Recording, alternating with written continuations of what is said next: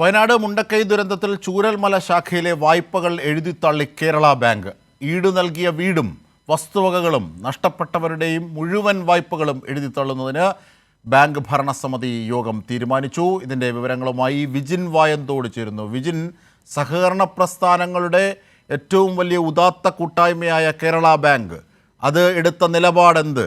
വയനാട് ദുരന്തത്തിൻ്റെ പശ്ചാത്തലത്തിൽ വിശദമായി. അജിംഷാദ്, ദുരന്തത്തിൽ മരിച്ചവരുടെയും ഒപ്പം തന്നെ വീടും സ്ഥലവും നഷ്ടപ്പെട്ട് ഇപ്പോഴും ക്യാമ്പുകളിലും ഒപ്പം തന്നെ മറ്റ് ബന്ധുവീടുകളിലും ഒക്കെ കഴിയുന്ന ആളുകളുടെയും ഉൾപ്പെടെയുള്ള ഈ ലോണുകളാണ് പൂർണ്ണമായും എഴുതിത്തള്ളാൻ ഇപ്പോൾ കേരള ബാങ്ക് തീരുമാനിച്ചിരിക്കുന്നത്. ഇന്ന് ചേർന്ന ഭരണസമിതിയാണ് ഇക്കാര്യത്തിൽ തീരുമാനമെടുത്തത്. എന്തായാലും ഒരുപാട് ആളുകൾക്കാണ് നിലവിൽ സ്ഥലം നഷ്ടപ്പെട്ടിട്ടുള്ളത്. ആ സ്ഥലം ഈടായി നൽകി ലോൺ എടുത്തവരെയും ഒപ്പം തന്നെ വീട് ഈടായി നൽകി ലോൺ എടുത്തവരുടെയും ഒക്കെ ലോണുകളാണ് എഴുതിത്തള്ളാൻ ഇപ്പോൾ തീരുമാനിച്ചിട്ടുള്ളത്.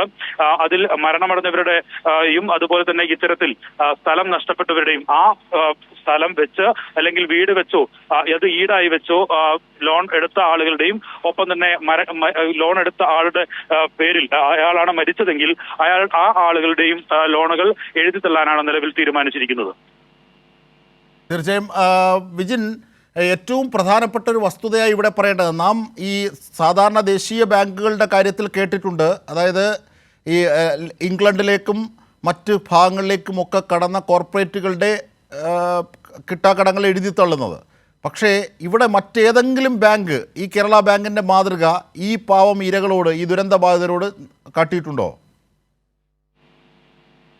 തീർച്ചയായും അത്തരത്തിലൊരു തീരുമാനത്തിലേക്ക് മറ്റ് ദേശസാൽകൃത ബാങ്കുകൾ ഉൾപ്പെടെയുള്ളവ പോയിട്ടില്ല. പക്ഷേ ഏറ്റവും മാതൃകാപരമായ, ഏറ്റവും മനുഷ്യത്വപരമായ ഒരു ഇടപെടലാണ് ഇപ്പോൾ കേരള ബാങ്കിന്റെ ഭാഗത്ത് ഉള്ളത് എന്ന് വ്യക്തമാകുന്നതാണ് അജിംഷാദ്. ഇത്തരത്തിലൊരു തീരുമാനത്തിലേക്ക് എത്തിയതിലൂടെ എന്തായാലും നിലവിൽ കൂടുതൽ ആളുകൾ മരണപ്പെടുന്നുണ്ട്. ആ പ്രദേശങ്ങളിലെ ഒക്കെ കാഴ്ചകൾ അത്രയ്ക്ക് ദയനീയമാണ്. കാരണം 50 സെന്റ് സ്ഥലമുള്ളവരുടെ 5 സെന്റ് സ്ഥലങ്ങൾ മാത്രം ബാക്കിയാകുന്ന അവസ്ഥ. അവരിൽ ജീവിച്ചിരിപ്പുണ്ടെങ്കിൽ അവർ ക്യാമ്പുകളിലും മറ്റ് ബന്ധു വീടുകളിലും ഒക്കെ താമസിക്കുന്ന നിന്നും പെട്ടെന്ന് തന്നെ ഒരു വരുമാനം ഉണ്ടാക്കാനോ ഈ വായ്പകൾ തിരിച്ചടക്കാനോ ഉള്ള ഒരു അവസ്ഥ നിലവിൽ അവർക്ക് ആർക്കുമില്ല. ഒപ്പം തന്നെ ഈ മക്കളുള്ള ആളുകളുടെ രക്ഷിതാക്കൾ മരണപ്പെട്ടിട്ടുണ്ട്. ആ ബാങ്ക് ലോണൊക്കെ തിരിച്ചടക്കുക നന്നേ പ്രയാസമായിരിക്കും. അങ്ങനെ ഒരു സാഹചര്യത്തിൽ കൂടിയാണ് ഇപ്പോൾ മനുഷ്യത്വപരമായ ഏറ്റവും ഉചിതമായ ഒരു തീരുമാനം കേരള ബാങ്കിന്റെ ഭാഗത്തു നിന്നുണ്ടാകുന്നത് എന്നുള്ളതാണ് എടുത്തു കാണേണ്ട ജിൻഷാദ്.